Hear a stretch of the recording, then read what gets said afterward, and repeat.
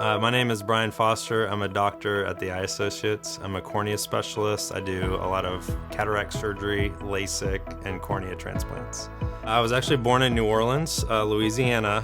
We moved around a lot growing up. My dad was actually a hospital administrator. And then I went to University of Florida, met my wife, who's actually a Bradenton native.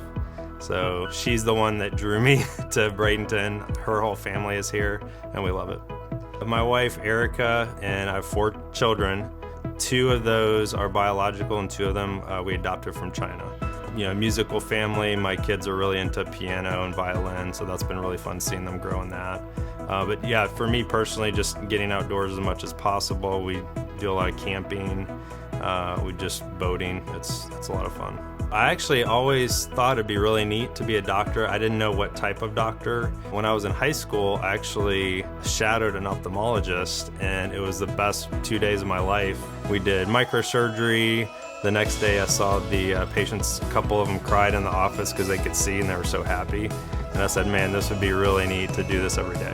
I love everything about helping people see better. It's just really fun. I love doing surgery. That's probably the thing that brings me the most joy, because you have a problem in front of you and you can use your hands and use the high-tech equipment to fix the problem. So that makes it really gratifying. One of my favorite activities is actually cataract mission work.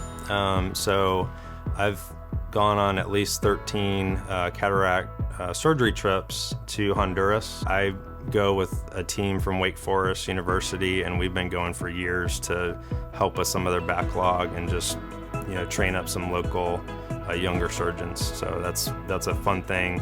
I do that. I try to do that at least a couple times a year.